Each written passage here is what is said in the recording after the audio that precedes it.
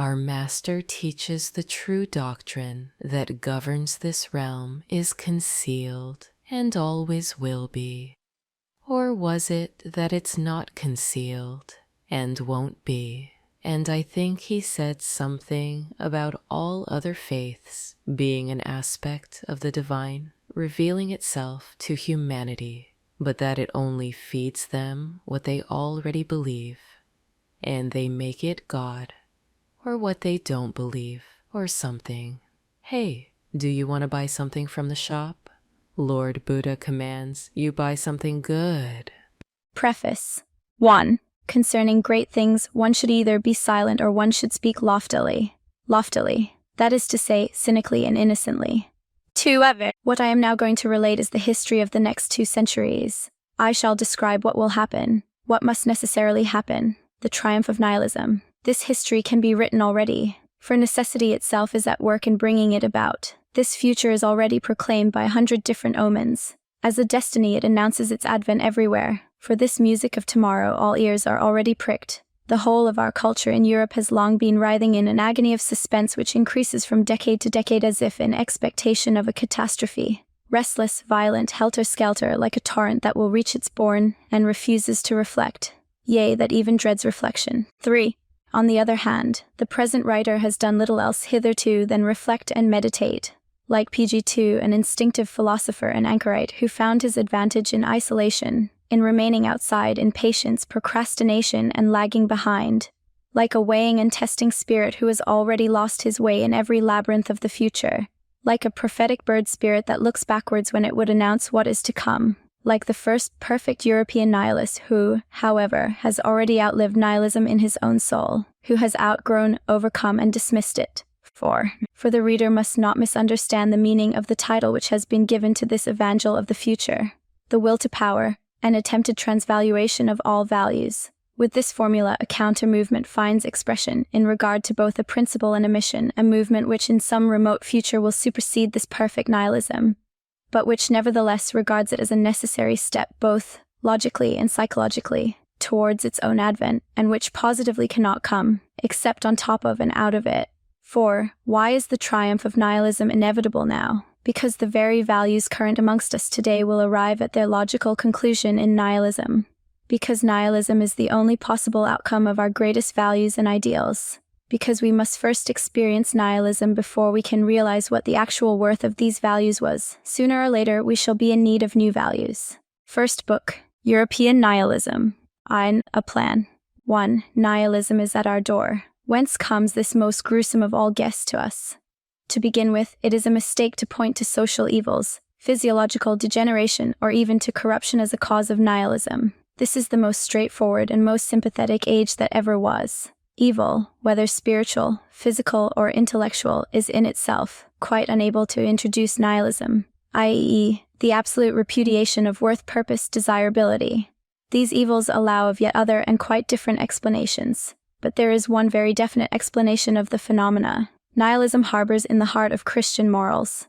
The downfall of Christianity, through its morality which is insuperable, which finally turns against the Christian God himself. The sense of truth highly developed through Christianity ultimately revolts against the falsehood and fictitiousness of all Christian interpretations of the world and its history.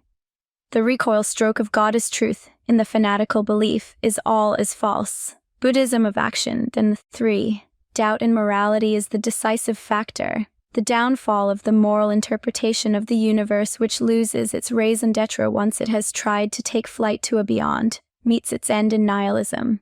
Nothing has any purpose. The inconsistency of one explanation of the world, to which men have devoted untold energy, gives rise to the suspicion that all explanations may perhaps be false. The Buddhistic feature, a yearning for non-entity. Indian Buddhism has no fundamentally moral development at the back of it. That is why nihilism in its case means only morality not overcome. Existence is regarded as a punishment and conceived as an error. Error is thus held to be punishment, a moral valuation. Philosophical attempts to overcome the moral God. Hegel, pantheism. The vanquishing of popular ideals, the wizard, the saint, the bard, antagonism of true and beautiful and good. 4. Against purposelessness on the one hand, against moral valuations on the other, how far has all science and philosophy been cultivated heretofore under the influence of moral judgments? And have we not got the additional factor, the enmity of science into the bargain, or the prejudice against science? Criticism of Spinoza. Christian valuations everywhere present as remnants in socialistic and positivistic systems. A criticism of Christian morality is altogether lacking. 5. The nihilistic consequences of present natural science, along with its attempts to escape into a beyond.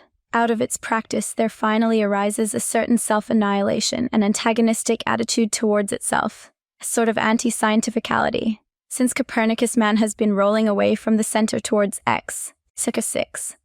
The nihilistic consequences of the political and politico-economical way of thinking, where all principles at length become tainted with the atmosphere of the platform. The breath of mediocrity, insignificance, dishonesty, etc., nationalism, anarchy, etc., punishment. Everywhere the deliverer is missing, either as a class or as a single man. The justifier. Chapter 7. Nihilistic consequences of history and of the practical historian, i.e., the romanticist. The attitude of art is quite unoriginal in modern life, its gloominess. Goethe's so-called Olympian state. 8. Art and the preparation of nihilism, romanticism, the conclusion of Wagner's Ring of the Nibelung. Nihilism. 1. Nihilism as an outcome of the valuations and interpretations of existence which have prevailed heretofore. 2. What does nihilism mean? That the highest values are losing their value. There is no born, there is no answer to the question, to what purpose? 3. Thorough nihilism is the conviction that life is absurd in the light of the highest values already discovered. It also includes the view that we have not the smallest right to assume the existence of transcendental objects or things in themselves, which would be either divine or morality incarnate. This view is a result of fully developed truthfulness, therefore a consequence of the belief in morality. 4. What advantages did the Christian hypothesis of morality offer? Pg. 1. It bestowed an intrinsic value upon men, which contrasted with their apparent insignificance and subordination to chance in the eternal flux of becoming and perishing. 2. It served the purpose of God's advocates, inasmuch as it granted the world a certain perfection despite its sorrow and evil. It also granted the world that proverbial freedom. Evil seemed full of meaning. 3. It assumed that man could have a knowledge of absolute values, and thus granted him adequate perception for the most important things. 4. It prevented man from despising himself as man, from turning against life, and from being driven to despair by knowledge. It was a self-preservative measure. In short, morality was the great antidote against practical and theoretical nihilism. 5. But among the forces reared by morality, there was truthfulness. This in the end turns against morality, exposes the teleology of the latter, its interestedness, and now the recognition of this lie so long incorporated, from which we despaired of ever freeing ourselves, acts just like a stimulus. We perceive certain needs in ourselves, implanted during the long dynasty of the moral interpretation of life, which now seem to us to be needs of untruth. On the other hand, those very needs represent the highest values owing to which we are able to endure life. We have ceased from attaching any worth to what we know, and we dare not attach any more worth to that with which we would fain deceive ourselves. From this antagonism there results a process of dissolution. 6. This is the antinomy. In so far as we believe in morality, we condemn existence. 7. The highest values in the service of which man ought to live, more particularly when they oppressed and constrained him most. These social values, owing to their tone-strengthening tendencies, were built over men's heads as though they were the will of God, or reality, or the actual world, or even a hope of a world to come. Now that the lowly origin of these values has become known, the whole universe seems to have been transvalued and to have lost its significance, but this is only an intermediate stage. 8. The consequence of nihilism, disbelief in all values, as a result of a moral valuation. We have grown to dislike egotism, even though we have realized the impossibility of altruism. We have grown to dislike what is most necessary, although we have recognized the impossibility of a liberum, pg 11 arbitrium, and of an intelligible freedom. We perceive that we do not reach the spheres in which we have set our values. At the same time, those other spheres in which we live have not thereby gained one iota in value. On the contrary, we are tired because we have lost the main incentive to live. All in vain hitherto. 9. Pessimism as a preparatory state to nihilism. 10. A. Pessimism viewed as strength. In what respect? In the energy of its logic as anarchy, nihilism, and analysis. B. Pessimism regarded as collapse in what sense? In the sense of its being a softening influence, a sort of cosmopolitan befingering, a tout comprendre, an historical spirit, critical tension, extremes make their appearance and become dominant. 11. The logic of pessimism leads finally to nihilism. What is the force at work? The notion that there are no values and no purpose, the recognition of the part that moral valuations have played in all other lofty values. Result: moral valuations are condemnations, negations. Morality is the abdication of the will to live. This is a Kantian term. Kant recognized two kinds of freedom, the practical and the transcendental kind. The first belongs to the phenomenal, the second to the intelligible world. Translator's note. 12. The collapse of cosmopolitan values. A. Nihilism will have to manifest itself as a psychological condition, first when we have sought in all that has happened a purpose which is not there, so that the seeker will ultimately lose courage. Nihilism is therefore the coming into consciousness of the long waste of strength, the pain of futility, uncertainty, the lack of an opportunity to recover in some way, or to attain to a state of peace concerning anything, shame in one's own presence, as if one had cheated oneself too long. The purpose above mentioned might have been achieved in the form of a realization of a most high canon of morality in all worldly phenomena, the moral order of the universe, or in the form of the increase of love and harmony in the traffic of humanity, or in the nearer approach to general condition of happiness, or even in the march towards general nonentity. Any sort of goal always constitutes a purpose. The common factor to all these appearances is that something will be attained through the process itself, and now we perceive that becoming has been aiming at nothing, and has achieved nothing. Hence the disillusionment in regard to so-called purpose in existence as a cause of nihilism, whether this be in respect of a very definite purpose, or generalized into the recognition that all the hypotheses are false, which have hitherto been offered as to the object of life, and which relate to the whole of evolution. Man no longer an assistant in, let alone the culmination of, the evolutionary process. Nihilism will manifest itself as a psychological condition, in the second place when man has fixed a totality, a systematization, even an organization in and behind all phenomena, so that the soul, thirsting for respect and admiration, will wallow in the general idea of a highest ruling and administrative power. If it be the soul of a logician, the sequence of consequences and perfect reasoning will suffice to conciliate everything. A kind of unity, some form of monism. And as a result of this belief, man becomes obsessed by a feeling of profound relativity and dependence in the presence of an all which is infinitely superior to him. A sort of divinity. The general good exacts the surrender of the individual. But lo, there is no such general good. At bottom, man loses the belief in his own worth when no infinitely precious entity manifests itself through him. That is to say, he conceives such an all, in order to be able to believe in his own worth. Nihilism, as a psychological condition, has yet a third and last form. Admitting these two points of view, that no purpose can be assigned to becoming, and that no great entity rules behind all becoming, in which the individual may completely lose himself as in an element of superior value, there still remains the subterfuge which would consist in condemning this whole world of becoming as an illusion, and in discovering a world which would lie beyond it and would be a real world. The moment, however, that man perceives that this world has been devised only for the purpose of meeting certain psychological needs, and that he has no right whatsoever to it, the final form of nihilism comes into being, which comprises a denial of a metaphysical world, and which forbids itself all belief in a real world. From this standpoint, the reality of becoming is the only reality that is admitted. All bypaths to backworlds and false godheads are abandoned, but this world is no longer endured, although no one wishes to disown it. What has actually happened? The feeling of worthlessness was realized when it was understood that neither the notion of purpose nor that of unity nor that of truth could be made to interpret the general character of existence. Nothing is achieved or obtained thereby. The unity which intervenes in the multiplicity of events is entirely lacking. The character of existence is not true, it is false. There is certainly no longer any reason to believe in a real world. In short, the categories, purpose, unity, being, by means of which we had lent some worth to life, we have once more divorced from it, and the world now appears worthless to us. B. Admitting that we have recognized the impossibility of interpreting world by means of these, pg 15, three categories, and that from this standpoint the world begins to be worthless to us, We must ask ourselves whence we derived our belief in these three categories. Let us see if it is possible to refuse to believe in them. If we can deprive them of their value, the proof that they cannot be applied to the world is no longer a sufficient reason for depriving that world of its value. Result: the belief in the categories of reason is the cause of nihilism. We have measured the worth of the world according to categories which can only be applied to a purely fictitious world.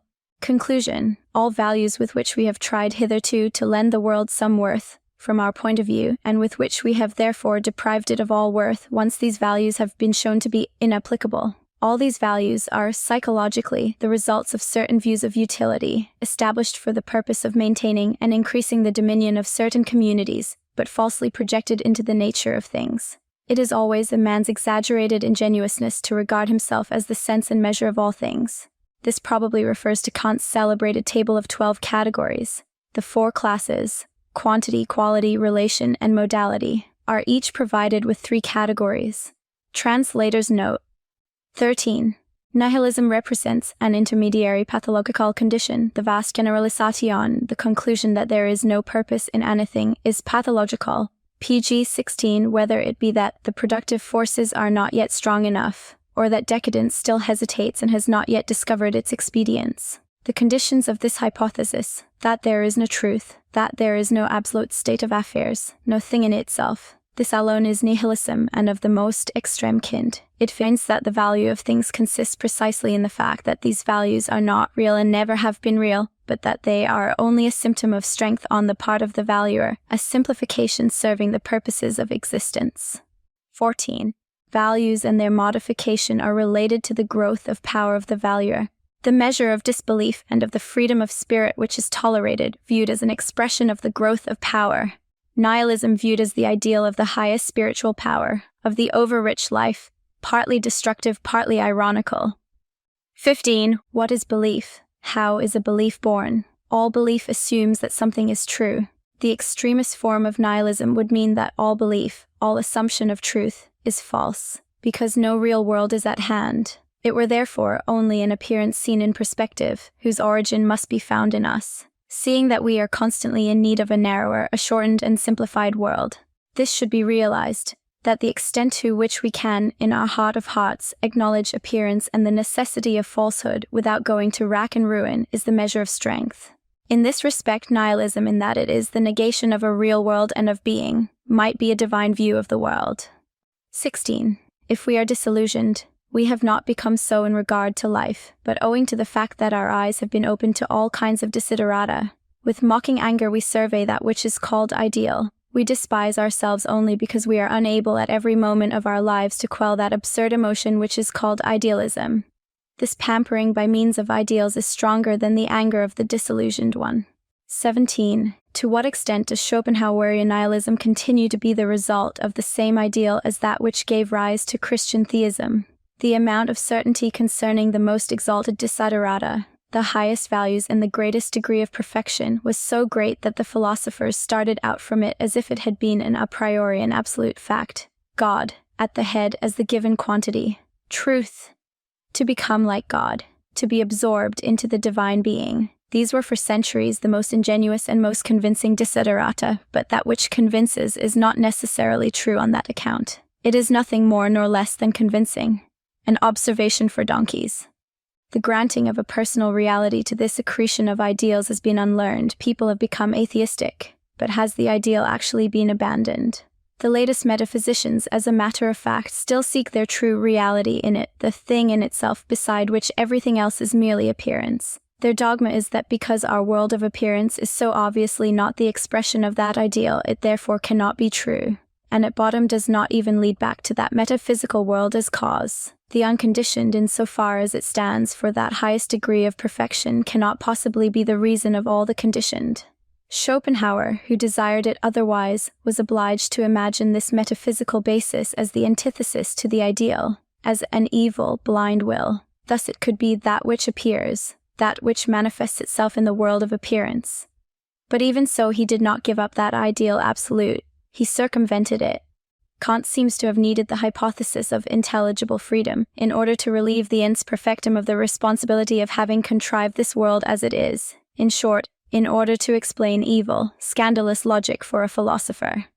See note on page 11-18, the most general sign of modern times. In his own estimation, man has lost an infinite amount of dignity. For a long time he was the center and tragic hero of life in general. Then he endeavored to demonstrate at least his relationship to the most essential and in itself most valuable side of life, as all metaphysicians do who wish to hold fast to the dignity of man in their belief that moral values are cardinal values. He who has let God go clings all the more strongly to the belief in morality.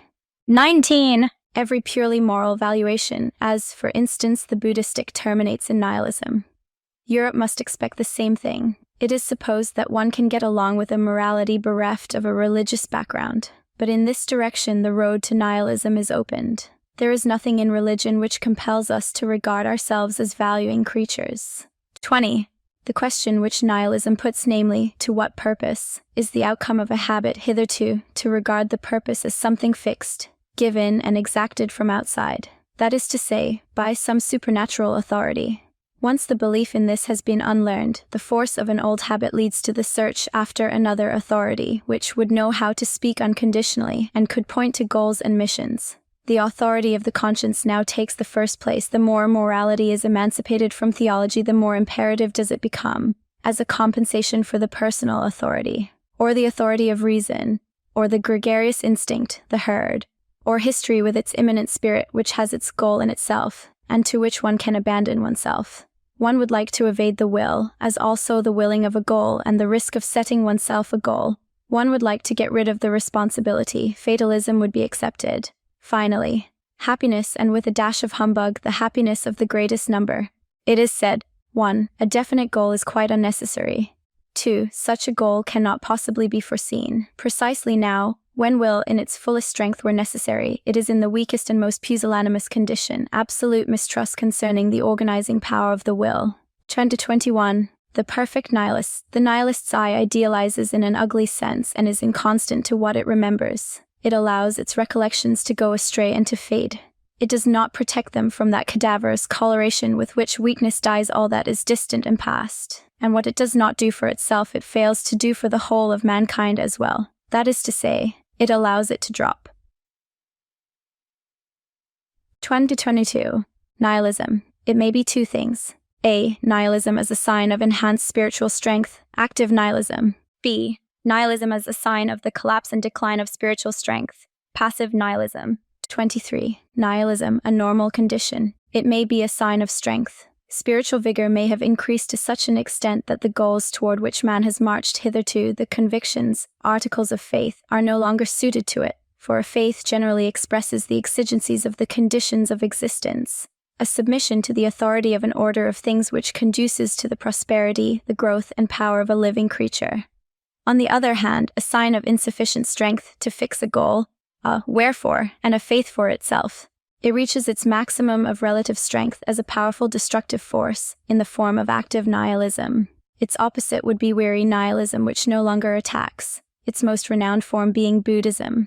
As passive nihilism, a sign of a weakness. Spiritual strength may be fatigued, exhausted so that the goals and values which have prevailed hitherto are no longer suited to it and are no longer believed in, so that the synthesis of values and goals, upon which every strong culture stands, decomposes, and the different values contend with one another. Disintegration, then everything which is relieving, which heals, becomes, or stupefies, steps into the foreground under the cover of various disguises, either religious, moral, political, or aesthetic, etc. 24. Nihilism is not only a meditating over the in vain, not only the belief that everything deserves to perish, but one actually puts one's shoulder to the plow, one destroys. This, if you will, is illogical, but the nihilist does not believe in the necessity of being logical. It is the condition of strong minds and wills, and to these it is impossible to be satisfied with the negation of judgment. The negation by deeds proceeds from their nature. Annihilation by the reasoning faculty seconds annihilation by the hand. 25. Concerning the genesis of the nihilist. The courage of all one really knows comes but late in life. It is only quite recently that I have acknowledged to myself that heretofore I have been a nihilist from top to toe. The energy and thoroughness with which I marched forward as a nihilist deceived me concerning this fundamental principle. When one is progressing towards a goal, it seems impossible that aimlessness per se should be one's fundamental article of faith. 26. The pessimism of strong natures. The wherefore, after a terrible struggle, even after victory, that something may exist which is 100 times more important than the question, whether we feel well or unwell, is the fundamental instinct of all strong natures, and consequently too, whether the others feel well or unwell. In short, that we have a purpose, for which we would not even hesitate to sacrifice men, run all risks and bend our backs to the worst. This is the great passion. 2. Further causes of nihilism. 27. The causes of nihilism. 1. The highest species is lacking, i.e., the species whose inexhaustible fruitfulness and power would uphold our belief in man. Think only of what is owed to Napoleon, almost all the higher hopes of this century. 2. The inferior species, herd, as society, is forgetting modesty and inflates its needs into cosmic and metaphysical values. In this way all life is vulgarized, for inasmuch as the mass of mankind rules, it tyrannizes over the exceptions, so that these lose their belief in themselves and become nihilists. All attempts to conceive of a new species come to nothing. Romanticism, the artist, the philosopher, against Carlyle's attempt to lend them the highest moral values. p. 24. The result is that higher types are resisted. The downfall and insecurity of all higher types, the struggle against genius, popular poetry, etc., sympathy with the lowly and the suffering as a standard for the elevation of the soul. The philosopher is lacking, the interpreter of deeds, and not alone he who poetises them. 28. Imperfect nihilism. Its forms. We are now surrounded by them. All attempts made to escape nihilism, which do not consist in transvaluing the values that have prevailed hitherto, only make the matter worse. They complicate the problem. 29. The varieties of self-stupefaction. In one's heart of hearts, not to know whither. Emptiness. The attempt to rise superior to it all, by means of emotional intoxication in the form of music, in the form of cruelty, in the tragic joy over the ruin of the noblest, and in the form of blind gushing enthusiasm over individual men or distinct periods, in the form of hatred, etc. The attempt to work blindly, like a scientific instrument, to keep an eye on the many small joys like an investigator, for instance, modesty towards oneself. The mysticism of the voluptuous joy of eternal emptiness, art, for art's sake, le fait, immaculate investigation, in the form of narcotics against the disgust of oneself, any kind of incessant work, any kind of small foolish fanaticism, the medley of all means, illness as the result of general profligacy, dissipation kills pleasure. 1. As a result, feeble willpower, and 2. Excessive pride and the humiliation of petty weakness felt as a contrast. 30. The time is coming when we shall have to pay for having been Christians for 2,000 years. We are losing the equilibrium which enables us to live. For a long while we shall not know in what direction we are traveling. We are hurling ourselves headlong into the opposite valuations, with that degree of energy which could only have been engendered in man by an overvaluation of himself. Now everything is false from the root, words and nothing but words, confused, feeble, or overstrained. There is a seeking after a sort of earthly solution of the problem of life, but in the same sense as that of the final triumph of truth, love, justice, socialism, equality of persons. B. There is also an attempt to hold fast to the moral ideal, with altruism, self-sacrifice, and the denial of the will, in the front rank. C.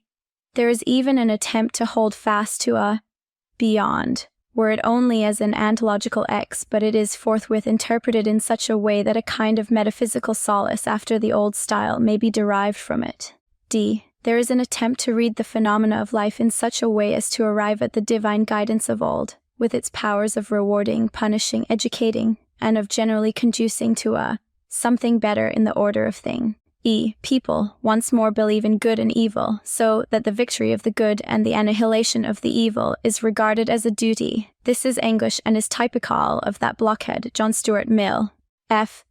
The contempt felt for naturalness, for the desires and for the ego, the attempt to regard even the highest intellectuality of art as a result of an impersonal and disinterested attitude. G. The Church is still allowed to meddle in all the essential occurrences and incidents in the life of the individual, with a view to consecrating it and giving it a loftier meaning. We still have the Christian state and the Christian marriage. Chapter 31. There have been more thoughtful and more destructively thoughtful times than ours. Times like those in which Buddha appeared, for instance, in which the people themselves, after centuries of sectarian quarrels, had sunk so deeply into the abyss of philosophical dogmas as, from time to time, European people have done in regard to the fine points of religious dogma.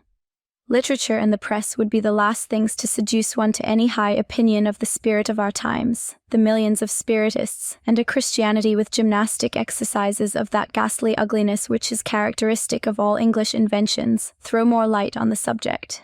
European pessimism is still in its infancy, a fact which arches against it has not yet attained to that prodigious and yarning fixity of sight to which it attained in India once upon a time, and in which non-entity is reflected. There is still too much of the ready-made, and not enough of the evolved in its constitution, too much learned and poetic pessimism. I mean that a good deal of it has been discovered, invented, and created, but not caused. Zarathustra. 32. Criticism of the pessimism which has prevailed hitherto. The want of the eudaimonological standpoint, as a last abbreviation of the question, what is the purpose of it all? The reduction of gloom. Our pessimism. The world has not the value which we believed it to have. Our faith itself has so increased our instinct for research that we are compelled to say this today. In the first place, it seems of less value. At first, it is felt to be of less value. Only in this sense are we pessimists, that is to say, with the will to acknowledge this transvaluation without reserve, and no longer, as heretofore, to deceive ourselves and chant the old story. It is precisely in this way that we find the pathos which urges us to seek for new values. In short, the world might have a far more value than we thought. We must get behind the naivete of our ideals, for it is possible that, in our conscious effort to give it the highest interpretation, we have not bestowed even a moderately just value upon it. What has been deified? The valuing instinct inside the community, that which enabled it to survive. What has been calumniated? That which has tended to separate higher men from their inferiors, the instincts which cleave gulfs and build barriers. 33. Causes affecting the rise of pessimism. 1. The most powerful instincts, and those which promised most for the future, have hitherto been calumniated, so that life has a curse upon it. 2. The growing bravery and the more daring mistrust on the part of man have led him to discover the fact that these instincts cannot be cut adrift from life, and thus he turns to embrace life. 3. Only the most mediocre who are not conscious of this conflict prosper, the higher species fail, and as an example of degeneration tend to dispose all hearts against them. On the other hand, there is some indignation caused by the mediocre positing themselves as the end and meaning of all things. No one can any longer reply to the question, why? 4. Belittlement, susceptibility to pain, unrest, haste, and confusion are steadily increasing. The materialization of all these tendencies, which is called civilization, becomes every day more simple, with the result that, in the face of the monstrous machine, the individual despairs and surrenders. 34. Modern pessimism is an expression of the uselessness only of the modern world, not of the world and existence as such. 35. The preponderance of pain over pleasure, or the reverse, hedonism. Both of these doctrines are already signposts to nihilism. For here, in both cases, no other final purpose is sought than the phenomenon pleasure or pain. But only a man who no longer dares to posit a will, a purpose, and a final goal can speak in this way. According to every healthy type of man, the worth of life is certainly not measured by the standard of these secondary things, and a preponderance of pain would be possible, and in spite of it, a mighty will, a saying of ye to life, and a holding of this preponderance for necessary. Life is not worth living. Resignation. What is the good of tears? This is a feeble and sentimental attitude of mind. Un monstre gai vaut mieux qu'un sentimental ennuyeux. 26. The philosophy nihilist is convinced that all phenomena are without sense and are in vain, and that there ought to be no such thing as being without sense and in vain. But whence comes this? There ought not to be, whence this cess and this standard? At bottom, the nihilist supposes that the sight of such a desolate, useless being is unsatisfying to the philosopher, and fills him with desolation and despair. This aspect of the case is opposed to our subtle sensibilities as a philosopher. It leads to the absurd conclusion that the character of existence must perforce afford pleasure to the philosopher, if it is to have any right to subsist. Now it is easy to understand that happiness and unhappiness within the phenomena of this world can only serve the purpose of means. The question yet remaining to be answered is whether it will ever be possible for us to perceive the object and purpose of life, whether the problem of purposelessness or the reverse is not quite beyond our ken. 37. The development of nihilism out of pessimism. The denaturalization of values. Scholasticism of values. The values isolated, idealistic, instead of ruling and leading action, turn against it and condemn it. Opposites introduced in the place of natural gradations and ranks. Hatred of the order of rank. Opposites are compatible with a plebeian age because they are more easy to grasp. The rejected world is opposed to an artificially constructed, true and valuable one. At last we discover out of what material the true world was built. All that remains now is the rejected world, and to the account of our reasons for rejecting it, we place our greatest disillusionment. At this point, nihilism is reached. The directing values have been retained. Nothing more. This gives rise to the problem of strength and weakness. 1. The weak fall to pieces upon it. 2. The strong destroy what does not fall to pieces of its own accord. 3. The strongest overcome the directing values. The whole condition of affairs produces the tragic age. Preface: this book belongs to the most rare of men. Perhaps not one of them is yet alive. It is possible that they may be among those who understand my Zarathustra. How could I confound myself with those who are now sprouting ears? First, the day after tomorrow must come for me. Some men are born posthumously. The conditions under which anyone understands me, and necessarily understands me, I know them only too well. Even to endure my seriousness, my passion, he must carry intellectual integrity to the verge of hardness. He must be accustomed to living on mountaintops, and to looking upon the wretched gabble of politics and nationalism as beneath him. He must have become indifferent. He must never ask of the truth whether it brings profit to him or a fatality to him. He must have an inclination, born of strength, for questions that no one has the courage for the forbidden, predestination for the labyrinth, the experience of 7 solitudes, new ears for new music, new eyes for what is most distant, a new conscience for truths that have hitherto remained unheard, and the will to economize in the grand manner, to hold together his strength, his enthusiasm, reverence for self, love of self, absolute freedom of self. Very well, then, of that sort only are my readers, my true readers, my readers foreordained. Of what account are the rest? The rest are merely humanity. One must make one's self superior to humanity, in power, in loftiness of soul, in contempt. Friedrich W. Nietzsche, the Antichrist. 1. Let us look each other in the face. We are Hyperboreans. We know well enough how remote our place is. Neither by land nor by water will you find the road to the Hyperboreans. Even Pindar, one in his day, knew that much about us, beyond the north, beyond the ice, beyond death, our life, our happiness. We have discovered that happiness. We know the way. We got our knowledge of it from thousands of years in the labyrinth. Who else has found it? The man of today. I don't know either the way out or the way in. I am whatever doesn't know either the way out or the way in. So sighs the man of today. This is the sort of modernity that made us ill. We sickened on lazy peace, cowardly compromise, the whole virtuous dirtiness of the modern yea and nay. This tolerance and largeur of the heart that forgives everything because it understands everything is a sirocco to us. Rather live amid the ice than among modern virtues and other such south winds. We were brave enough. We spared neither ourselves nor others, but we were a long time finding out where to direct our courage. We grew dismal. They called us fatalists. Our fate, it was the fullness, the tension, the storing up of powers. We thirsted for the lightnings and great deeds. We kept as far as possible from the happiness of the weakling, from resignation. There was thunder in our air.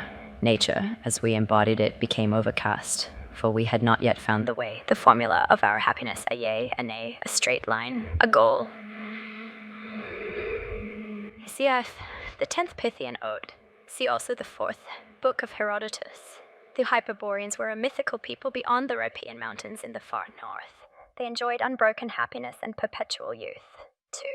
What is good, whatever augments the feeling of power, the will to power, power itself in man.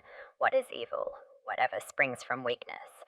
What is happiness? The feeling that power increases, that resistance is overcome. Not contentment, but more power. Not peace at any price, but war. Not virtue, but efficiency.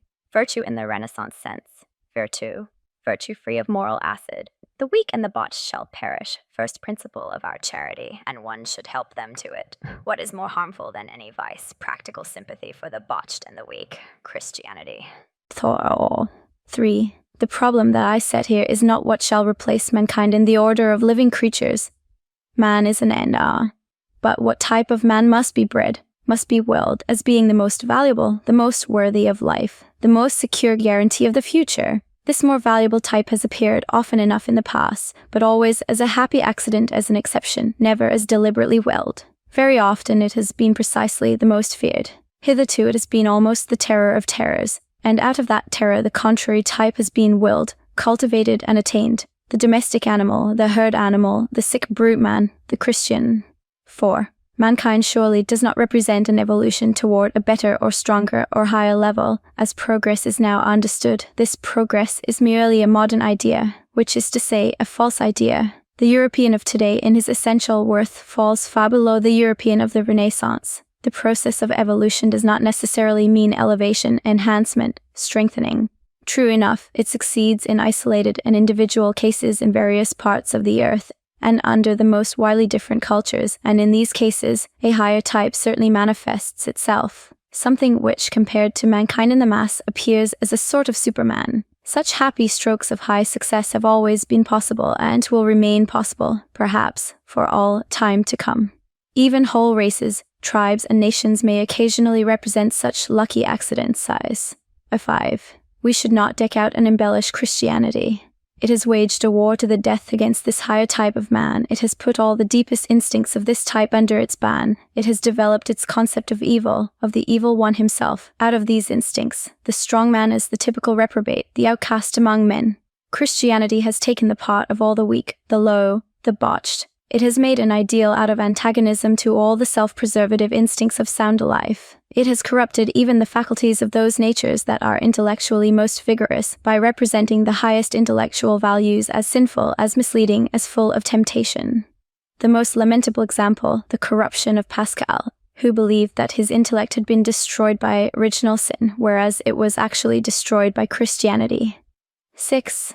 It is a painful and tragic spectacle that rises before me. I have drawn back the curtain from the rottenness of man. This word in my mouth is at least free from one suspicion that it involves a moral accusation against humanity. It is used, and I wish to emphasize the fact again without any moral significance, and this is so far true that the rottenness I speak of is most apparent to me precisely in those quarters where there has been most aspiration hitherto toward virtue and godliness. As you probably surmise, I understand rottenness in the sense of decadence. My argument is that all the values on which mankind now fixes its highest aspirations are decadence values. I call an animal, a species, an individual corrupt, when it loses its instinct, when it chooses, when it prefers, what is injurious to it. A history of the higher feelings, the ideals of humanity, and it is possible that I'll have to write it, would almost explain why man is so degenerate. Life itself appears to me as an instinct for growth, for survival, for the accumulation of forces, for power. Whenever the will to power fails, there is disaster. My contention is that all the highest values of humanity have been emptied of this will, that the values of decadence, of nihilism now prevail under the holiest names. 7. Christianity is called the religion of pity. Pity stands in opposition to all the tonic passions that augment the energy of the feeling of aliveness. It is a depressant. A man loses power when he pities. Through pity, that drain upon strength which suffering works is multiplied 1,000-fold. Suffering is made contagious by pity. Under certain circumstances, it may lead to a total sacrifice of life and living energy, a loss out of all proportion to the magnitude of the cause, the case of the death of the Nazarene. This is the first view of it. There is, however, a still more important one. If one measures the effects of pity by the gravity of the reactions it sets up, its character as a menace to life appears in a much clearer light. Pity thwarts the whole law of evolution, which is the law of natural selection. It preserves whatever is ripe for destruction. It fights on the side of those disinherited and condemned by life, by maintaining life in so many of the botched of all kinds. It gives life itself a gloomy and dubious aspect. Mankind has ventured to call pity a virtue. In every superior moral system it appears as a weakness. What? Going still further, it has been called the virtue, the source and foundation of all other virtues, but let us always bear in mind that this was from the standpoint of a philosophy that was nihilistic, and upon whose shield the denial of life was inscribed. Schopenhauer was right in this, that by means of pity life is denied, and made worthy of denial. Pity is the technique of nihilism. Let me repeat, this depressing and contagious instinct stands against all those instincts which work for the preservation and enhancement of life. In the role of protector of the miserable, it is a prime agent in the promotion of decadence. Pity persuades to extinction. Of course, one doesn't say extinction. One says the other world, or God, or the true life, or nirvana, salvation, blessedness. This innocent rhetoric from the realm of religious ethical balderdash appears a good deal less innocent when one reflects upon the tendency that it conceals beneath sublime words. The tendency to destroy life. Schopenhauer was hostile to life. That is why pity appeared to him as a virtue. Aristotle, as everyone knows, saw in pity a sickly and dangerous state of mind, the remedy for which was an occasional purgative. He regarded tragedy as that purgative. The instinct of life should prompt us to seek some means of puncturing any such pathological and dangerous accumulation of pity as that appearing in Schopenhauer's case, and also, alack, in that of our whole literary decadence from St. Petersburg to Paris, from Tolstoy to Wagner, that it may burst and be discharged. Nothing is more unhealthy amid all our unhealthy modernism than Christian pity. To be the doctors here, to be unmerciful here, to wield the knife here. All this is our business, all this is our sort of humanity. By this sign, we are philosophers, we Hyperboreans. 8. It is necessary to say just whom we regard as our antagonists, theologians and all who have any theological blood in their veins. This is our whole philosophy. One must have faced that menace at close hand, better still, one must have had experience of it directly and almost succumbed to it, to realize that it is not to be taken lightly. The alleged free thinking of our naturalists and physiologists seems to me to be a joke. They have no passion about such things. They have not suffered. This poisoning goes a great deal further than most people think. I find the arrogant habit of the theologian among all who regard themselves as idealists, among all who, by virtue of a higher point of departure, claim a right to rise above reality and to look upon it with suspicion. The idealist, like the ecclesiastic, carries all sorts of lofty concepts in his hand, and not only in his hand. He launches them with benevolent contempt against understanding, the senses, honor, good living, science. He sees such things as beneath him, as pernicious and seductive forces, on which the soul soars as a pure thing in itself, as if humility, chastity, poverty, in a word, holiness, had not already done much more damage to life than all imaginable horrors and vices. The pure soul is a pure lie. So long as the priest, that professional denier, calumniator, and poisoner of life, is accepted as a higher variety of man, there can be no answer to the question, what is truth? Truth has already been stood on its head when the obvious attorney of mere emptiness is mistaken for its representative. 9. Upon this theological instinct I make war. I find the tracks of it everywhere. Whoever has theological blood in his veins is shifty and dishonorable in all things. The pathetic thing that grows out of this condition is called faith. In other words, closing one's eyes upon oneself once for all, to avoid suffering the sight of incurable falsehood. People erect a concept of morality, a virtue, of holiness upon this false view of all things. They ground good conscience upon faulty vision. They argue that no other sort of vision has value any more, once they have made this sacrosanct with the names of God, salvation, and eternity. I unearth this theological instinct in all directions. It is the most widespread and the most subterranean form of falsehood to be found on earth. Whatever a theologian regards as true must be false. There you have almost a criterion of truth. His profound instinct of self-preservation stands against truth ever coming into honor in any way, or even getting stated.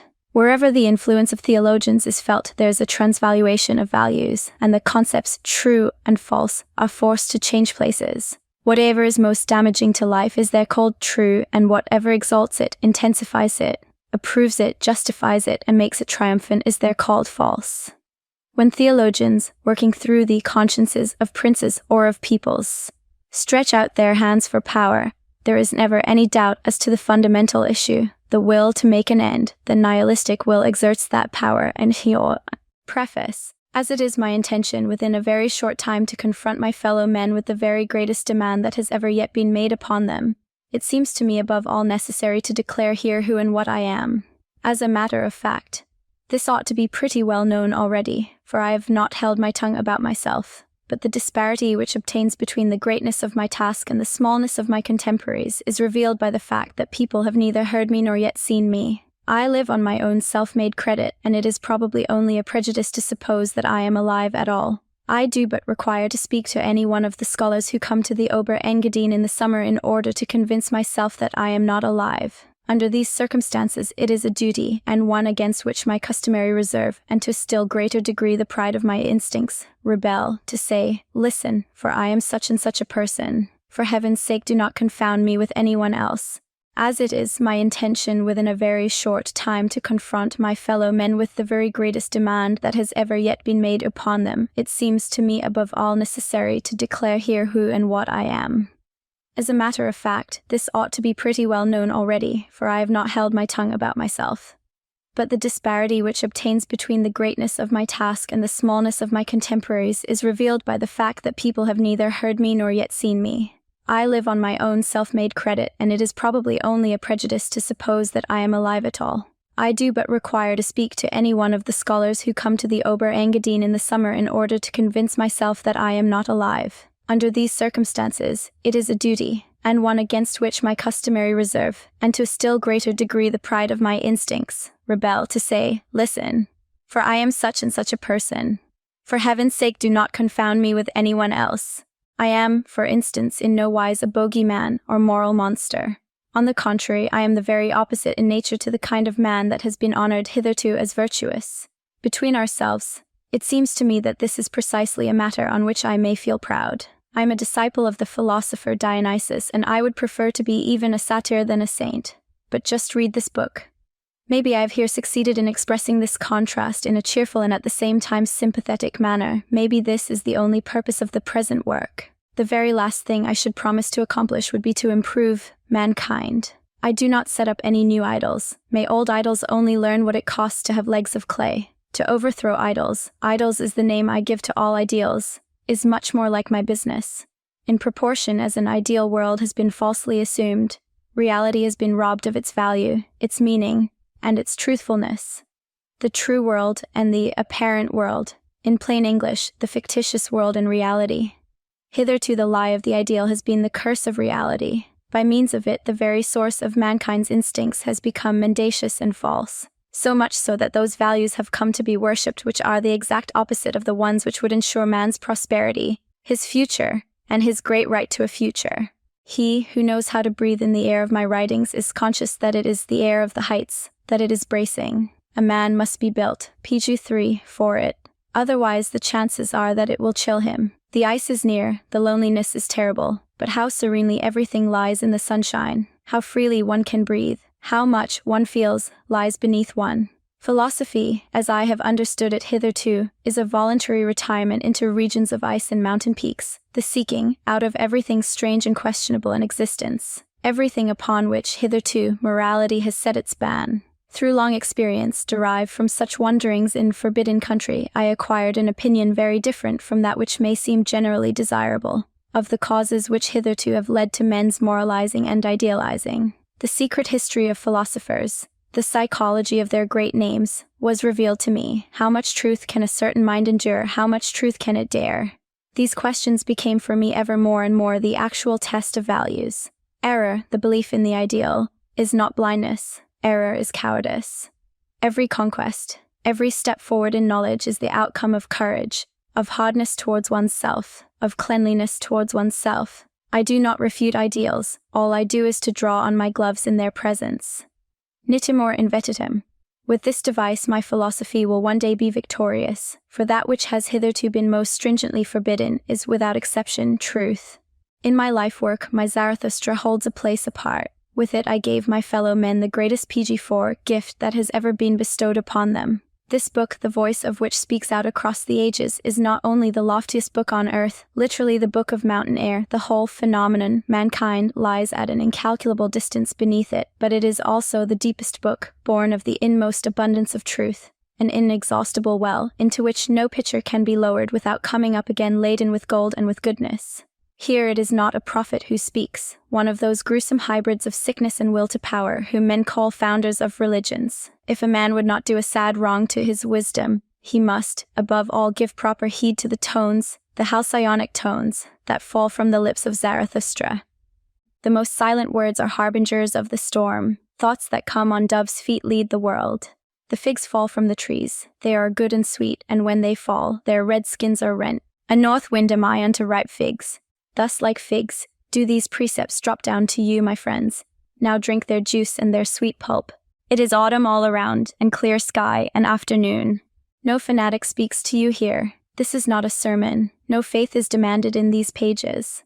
From out an infinite treasure of light and well of joy, drop by drop, my words fall out. A slow and gentle gait is the cadence of these discourses. Such things can reach only the most elect. It is, push 5, a rare privilege to be a listener here. Not every one who likes can have ears to hear Zarathustra. Is not Zarathustra, because of these things, a seducer? But what indeed does he himself say when for the first time he goes back to his solitude? Just the reverse of that which any sage, saint, savior of the world, and other decadent would say. Not only his words, but he himself is other than they. Alone do I now go, my disciples, get ye also hence and alone, thus would I have it. Verily, I beseech you, take your leave of me and arm yourselves against Zarathustra, and better still, be ashamed of him. Maybe he hath deceived you. The knight of knowledge must be able not only to love his enemies, but also to hate his friends. The man who remaineth a pupil requiteth his teacher but ill, and why would ye not pluck at my wreath? Ye honor me, but what if your reverence should one day break down? Take heed, lest a statue crush you.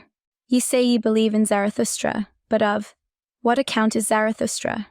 Ye are my believers, but of what account are all believers? Ye had not yet sought yourselves when ye found me. Thus do all believers, therefore is all believing worth so little.